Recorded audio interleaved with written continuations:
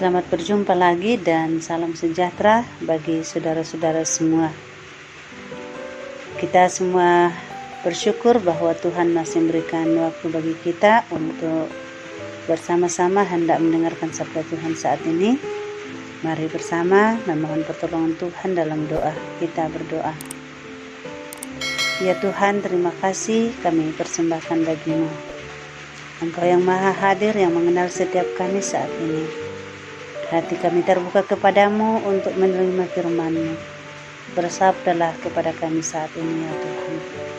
Ampuni dosa kami, dengarkan doa kami dalam nama Tuhan Yesus. Amin. Mazmur 39 ayat 1-14 sesuai dengan renungan harian Toraya. Doa minta tolong. Untuk pemimpin biduan, untuk Yedutun Mazmur Daud. Pikirku, aku hendak menjaga diri supaya jangan aku berdosa dengan lidahku.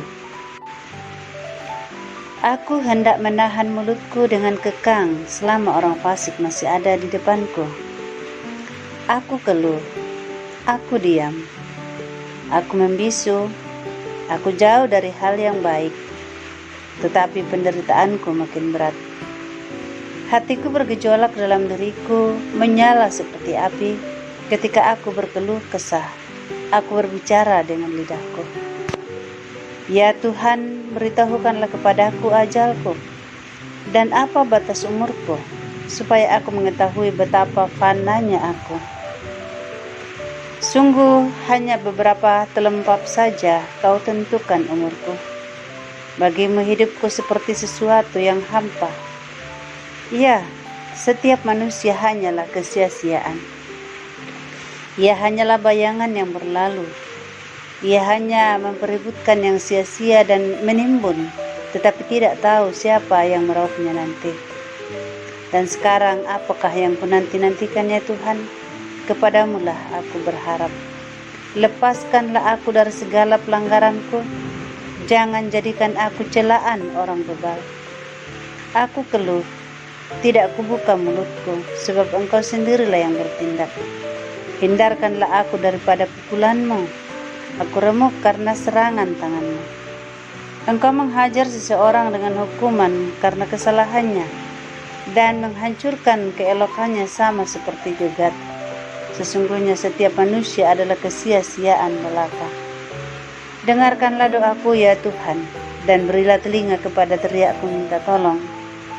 Janganlah berdiam diri melihat air mataku, sebab aku menumpang padamu. Aku pendatang seperti semua nenek moyangku. Alihkanlah pandanganmu daripadaku, supaya aku bersuka cita sebelum aku pergi dan tidak ada lagi. Amin. Tolonglah aku. Ungkapan tolong seringkali kita dengarkan, bahkan ungkapan dalam kehidupan sehari-hari. Entah itu saat orang lain kesulitan atau kita yang mengalami kesulitan. Ungkapan tersebut diungkapkan dengan maksud agar orang lain dapat membantu serta menolong kita. Hal tersebut karena kita sendiri tidak bisa melakukan atau melaluinya, sehingga kita berkata, tolong. Demikian pula yang dilakukan oleh Daud saat mengalami kesulitan. Hal ini terlihat oleh karena musuh-musuh sementara mengintai mereka, bahkan kesedihan karena ditinggal oleh salah seorang sahabatnya. Daud menjadi gundah, sedih, dan bingung bagaimana mengatasi pergumulan tersebut. Daud mencoba untuk diam dan menenangkan diri sendiri dengan harapan akan memperoleh ketenangan dan jalan keluar. Tetapi pergumulan itu tetap tidak bisa dilalui dan hatinya tetap bergumul. Akhirnya Daud kembali sadar bahwa dirinya tidak dapat menyelesaikan dan melewati pergumulan itu seorang diri. Ia membutuhkan pertolongan dari pihak yang dapat menolongnya. Karena itulah Daud berseru minta tolong kepada Allah yang Maha Kasih.